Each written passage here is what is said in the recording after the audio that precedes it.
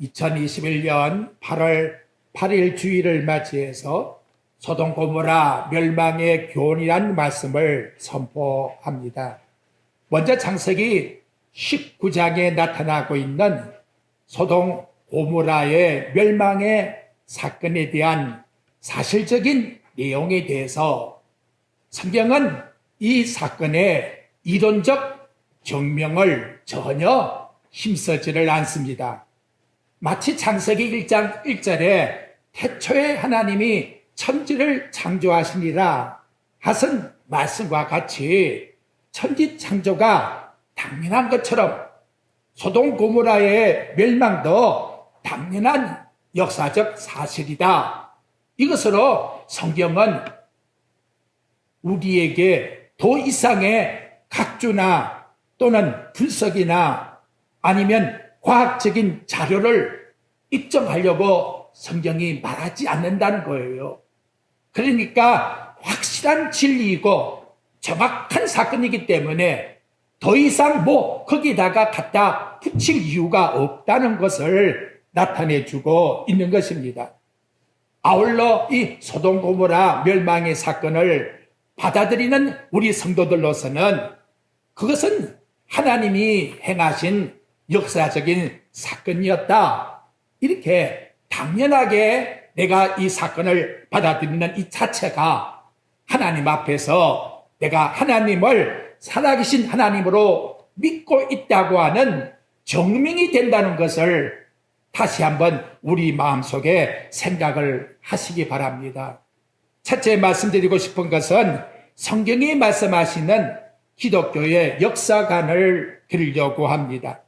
성경의 역사관은 시작이 있으면 마침이 있다. 그래서 처음과 나중이 분명한 것을 일러주고 있습니다. 일반적 세상의 역사관들은 윤회설을 주장하기 때문에 봄이 있고 여름이 있고 가을이 있고 겨울이 있으면 다시 봄이 온다. 이렇게 순환적인 생각을 가지고 있습니다만 성경은 그렇지 않다.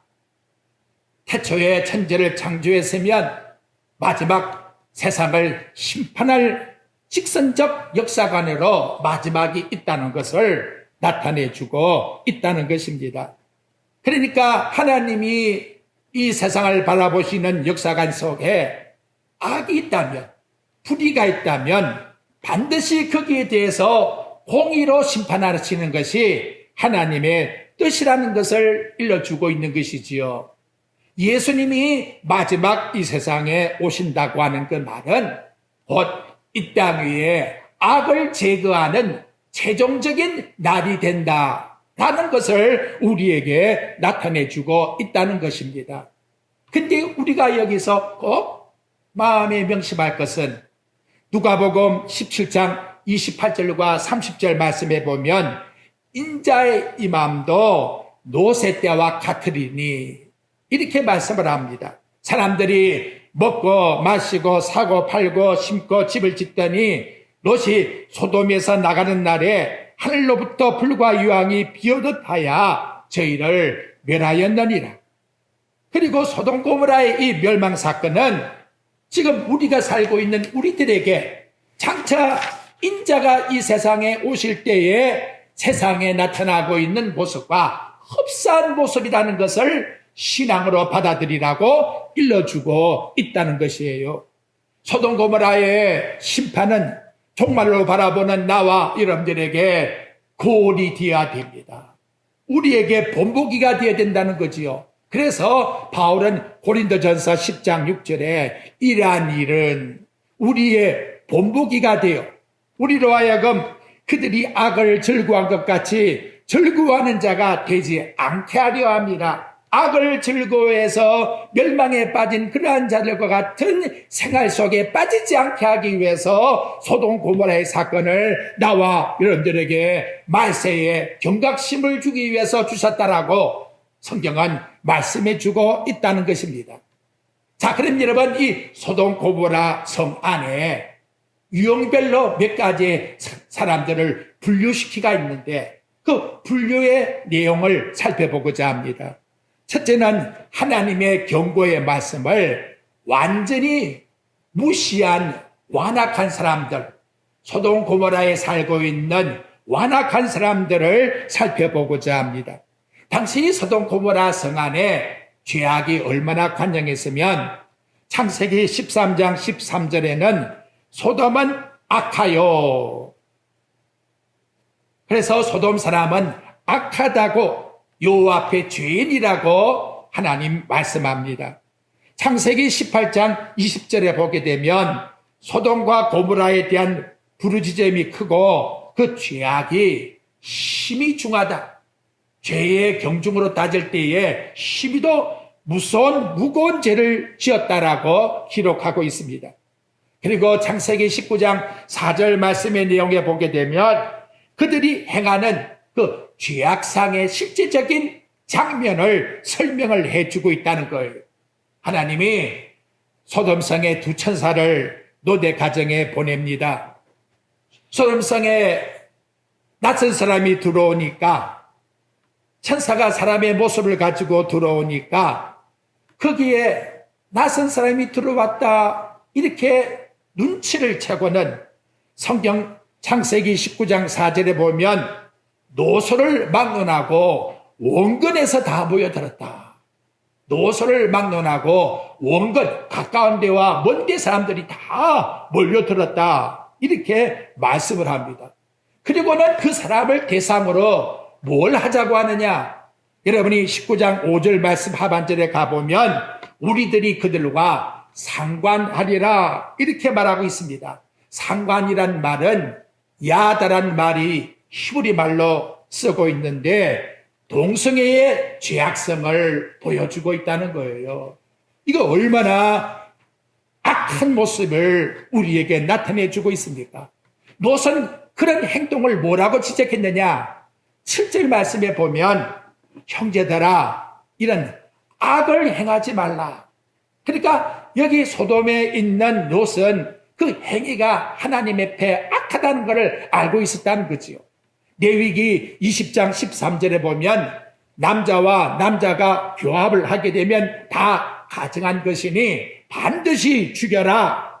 이것은 지금도 유효하여 나타나고 있건만 이것이 좋다고 자꾸 더 번성하고 있고 자랑 삼고 있는 것이 세상의 악이 점점 더 중해져 가고 있다는 걸 오늘날 나와 여러분들은 판단하셔야 합니다.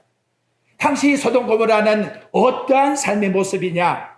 창세기 13장 10절에 보면 얼마나 살기가 좋은지 여호와의 동산 같다. 에덴 동산같이 살기 좋은 곳이라고 말합니다.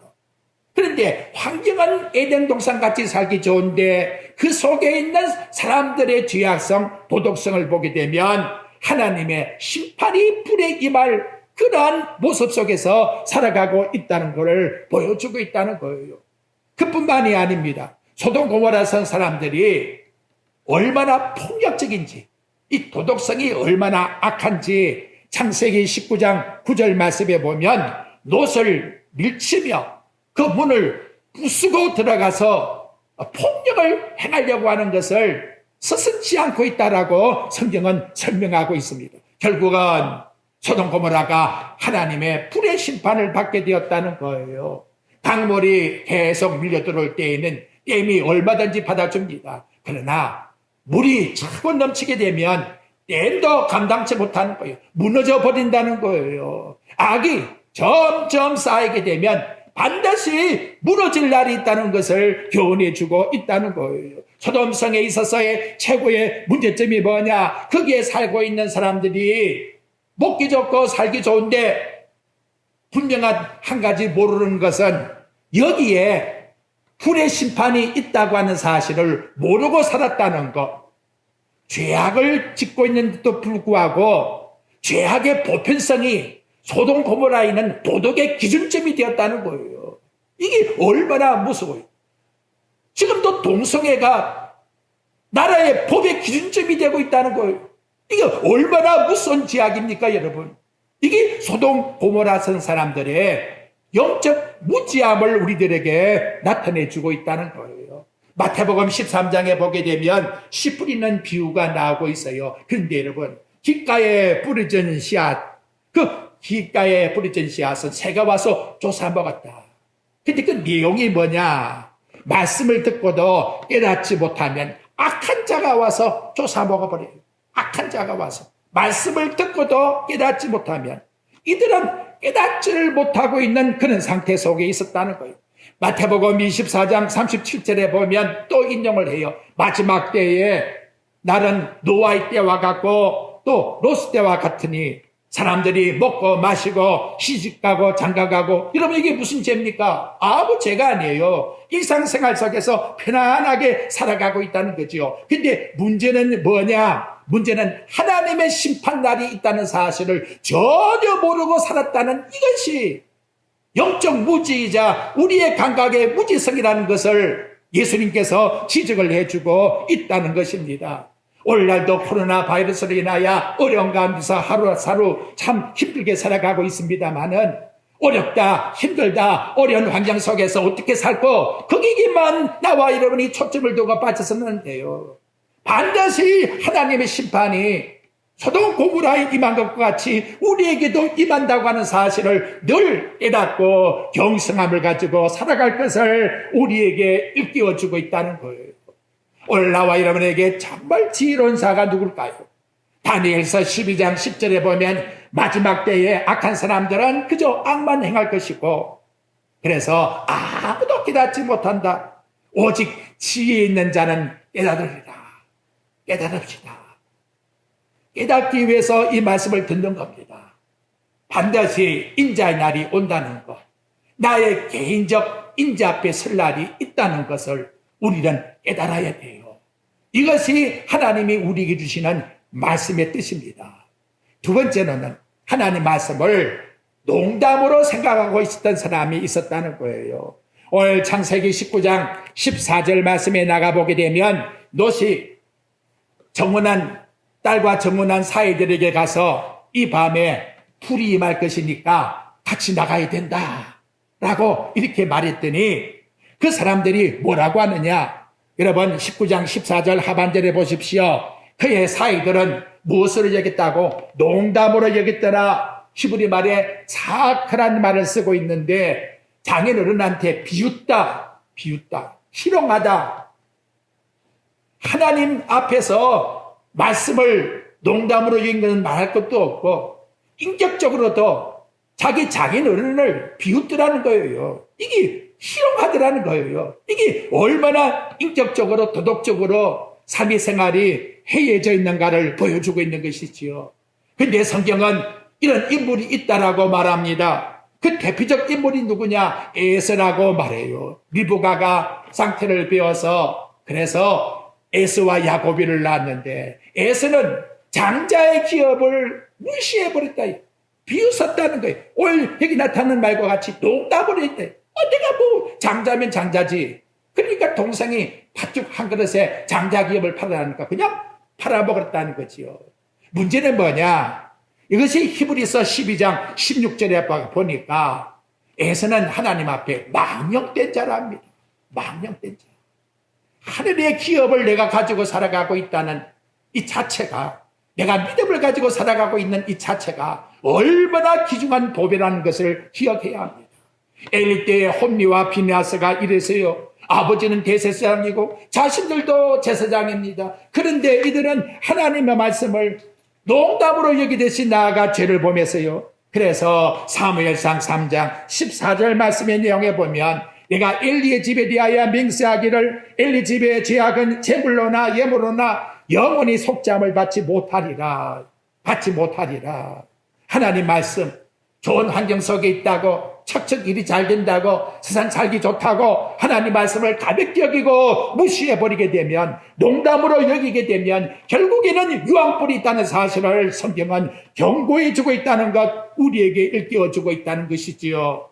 21세기에 풍요롭습니다. 관심은 어디 있는지요? 오늘 우리들의 관심이 어디 있습니까? 다 풍기로움 속에 초점을 맞추고 있어요. 더 부유함 속에다가 초점을 맞추고 있다는 거예요. 여러분, 이미 내 마음은 결정된 상태에 따라서 우리는 움직이는 거예요. 내 생각이 행동을 낳고 행동이 목적을 낳게 하는 거예요. 그런데 육신의 생각을 가지게 되면 육체의 사망을 향하여 나아갈 수밖에 없다는 거예요. 올력이 나타나잖아요. 하지만 영의 생각을 가지게 되면 영을 위해서 살아갈 수밖에 없다는 거예요. 오늘 나와 여러분의 삶의 목적이 어디에 있습니까? 하나님 말씀을 농담으로 여기지 말고 반드시 하나님의 심판이 있다는 사실을 우리는 하나님의 중한 귀중한 말씀으로 나에게 꼭 받으셔야 합니다. 세 번째로는 뒤돌아보고 소금 기둥이 된 롯의 아내가 있습니다. 롯의 아내에게 경고하지요. 창세기 19장 17절 말씀을 여러분 보십시오.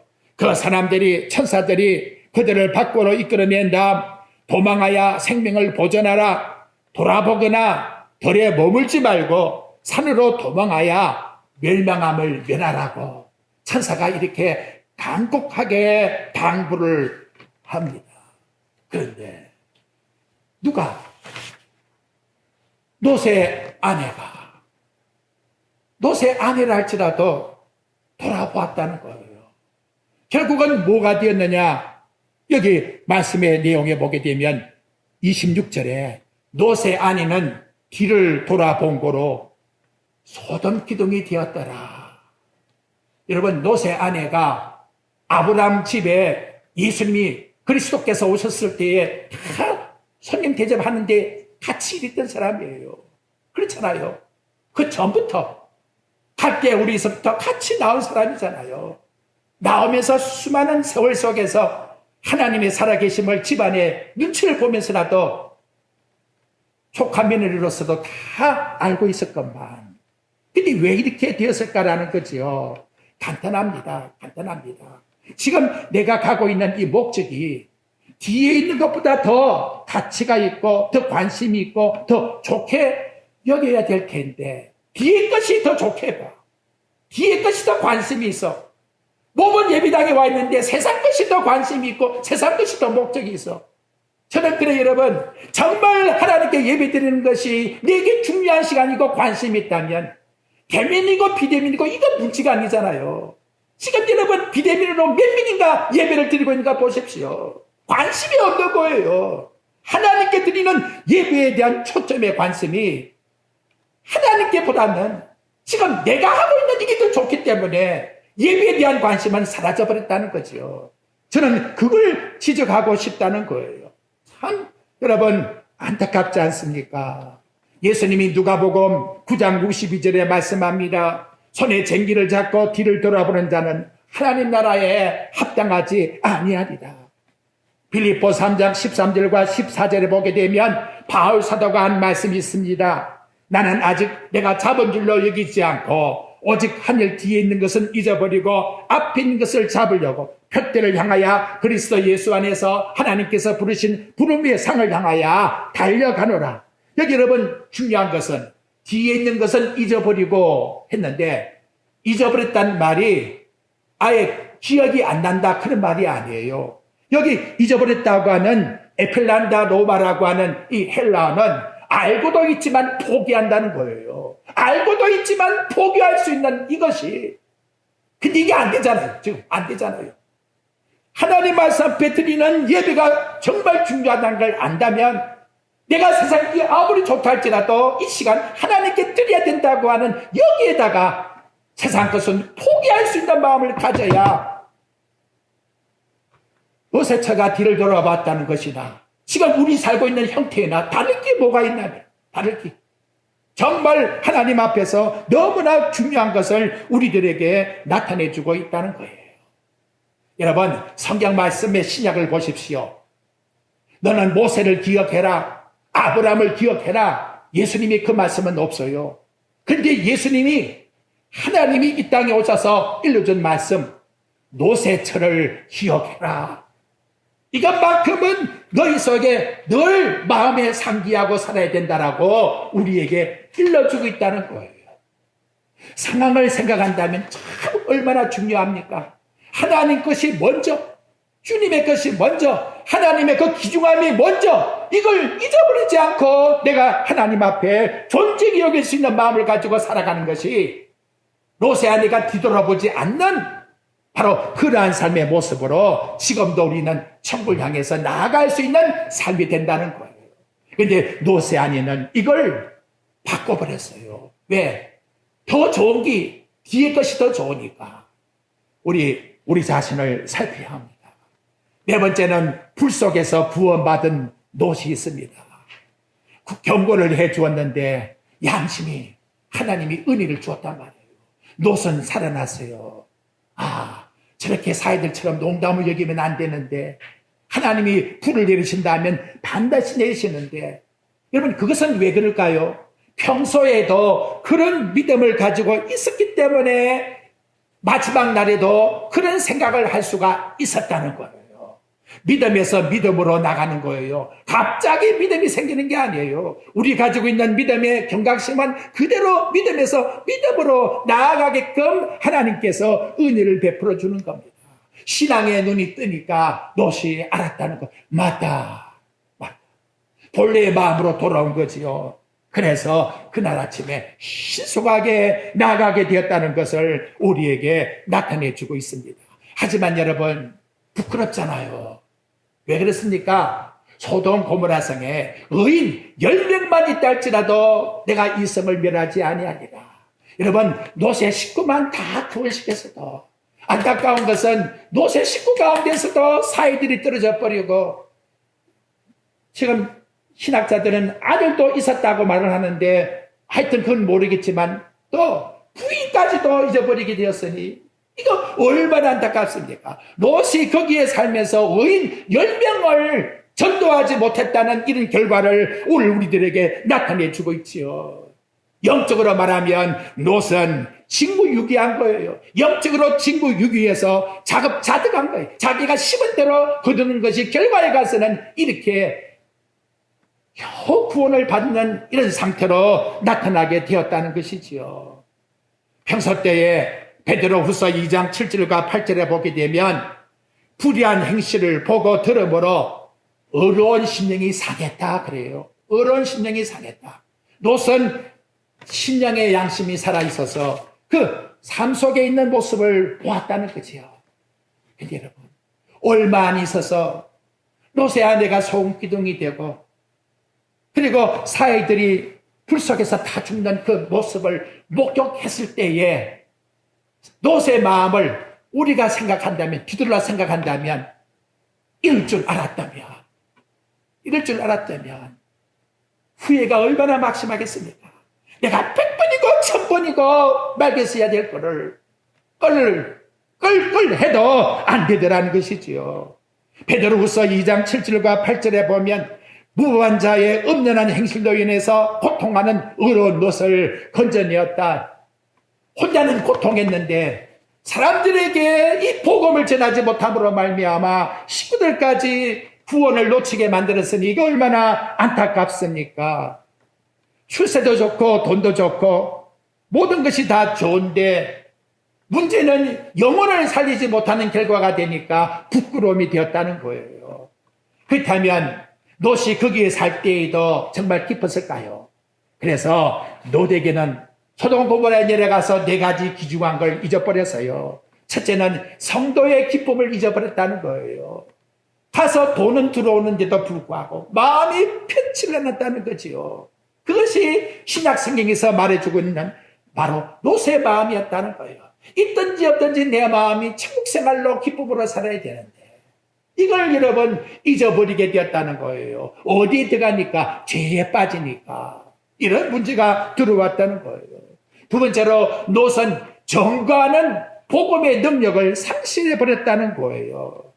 나아가서 복음을 전해야 될 텐데 이렇게 악을 범하게 되면 여기는 반드시 하나님의 심판이 있습니다 하는 것을 전해줘야 될 텐데 사회가 처음에 왔을 때 알았을 거 아니에요. 이 장인어른 가정은 하나님을 섬기는 가정이구나. 그런데 농담으로 여기게 만들어졌으니 이거 어떻게 하면 좋나 말이에요. 얼마나 여러분 안타깝습니까? 그것은 여러분 죄 속에 빠져있게 되면 정거의 능력이 상실되는 거예요. 복음의 능력이 상실되었다는 거예요. 이거 얼마나 여러분 안타깝습니다. 내가 자식들에게 말을 해도 자식들이 먹혀 들어가질 않아요. 이유가 뭡니까? 내가 그대로 살지 못하니까, 내가 본을 보여주지 못하니까 결과적으로 이렇게 되었다는 거예요. 여러분, 그렇다면 무엇을 해야 될까요?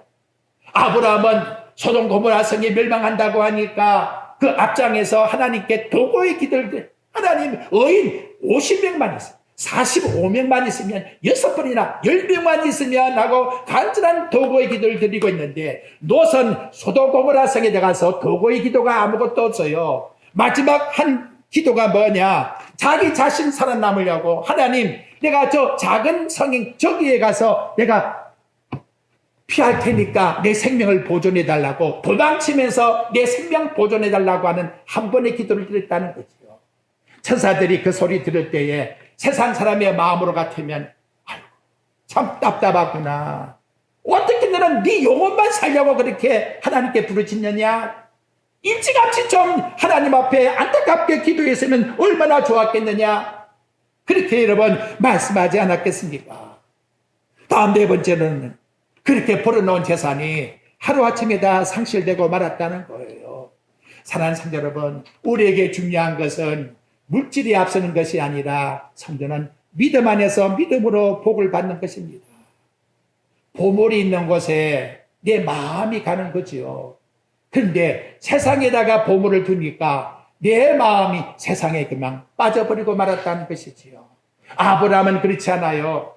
소돔 고모라로 내려갈 때 아브라함은 산에 있다 할지라도 마음이 하늘나라 천국에 있었기 때문에 하나님이 나타나서 동서남북에 모든 걸 다 주겠다고 아브라함의 후손을 통하여 그리스도 예수까지 허락을 내주셨다면, 오늘 나와 여러분 우리에게 정말 중요한 것은 믿음 안에 있어야 모든 것이 다 복이 된다는 거. 믿음을 떠나게 되면 복같이 보이지만 결과에 가서는 남는 것이 없다는 것을 우리에게 결론적으로 말씀해 줍니다. 아울러서 시국까지도 잊어버리게 되었다는 것이지요.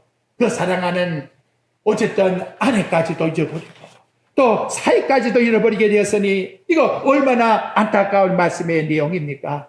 믿음의 길이 아니면 결국은 잊어버리게 된다는 것을 우리에게 교훈해 주고 있습니다. 자, 결론적으로 오늘 여러분에게 드리고자 하는 말씀은, 우리는 이 시대에 어떻게 살아야 될까요?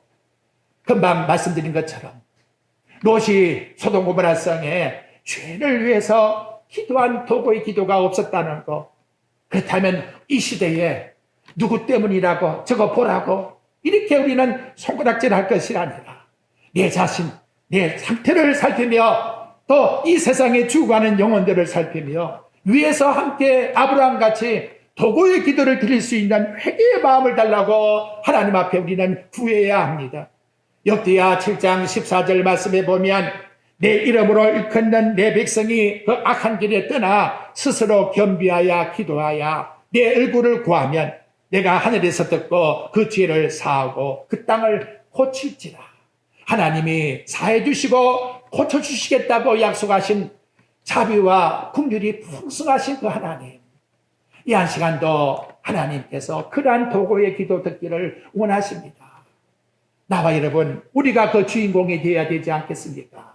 남 쳐다볼 것이 아니라 일주간 더 살아가면서 정말 내 가까운 사람을 위해서 얼마나 기도를 해보았습니까? 얼마나 마음속에 묵상을 하면서 하나님 앞에 고백을 드려보았습니까? 우리 하나님 앞에 기도합시다. 내 자신이 아울러 우리 모든 사회성을 가지고 이 땅에 죽어가는 영혼들을 나의 영혼같이 사랑하는 마음을 가지고 기도합시다. 바로 이러한 기도가 부족했는데 오늘 우리에게 이러한 간구, 도구의 기도를 드려야 된다라고 말씀해 주고 있습니다. 두 번째로 우리는 하나님 앞에서 의인의 삶을 살아야 돼요. 소돔 고모라 성에 의인 10명이 있었다 하면 하나님은 다수의 죄인을 본 것이 아니라 소수의 의인을 보았다는 거지요. 이 땅에 의인이 된 나와 여러분이 될 때에 하나님께서는 우리를 통해서 이 땅의 세상을 보존시킨다는 사실을 기억해야 합니다. 나와 여러분이 얼마나 귀한 존재인가를 기억해야 돼요. 요셉이 봐요. 보디발의 집에 가도 그 이방 사람 집에 요셉이가 있으니까 그 살림이 풍성해지고 복을 받았다는 거예요. 이거 여러분 얼마나 오묘합니까? 오늘 우리도 마찬가지, 우리 자신이 얼마나 중요한 위치에 있는가를 우리 기억해서 세상에 물들 것이 아니라 내가 보존하는 삶을 가지고 살아가야 돼요. 소금이 되어야 돼요. 그래야 소금이 있어야 물속에 있는 물고기들이 살아남지요. 오늘 우리들이 세상에 소금이라 말씀했으니 우리가 하나님 앞에서의 책임있는 소금의 사명을 감당함으로써 이 세상이 정화되게 할 수 있는 능력을 나타내는 나와 여러분들이 되셔야 돼요. 참으로 나 안타까운 게 있어요.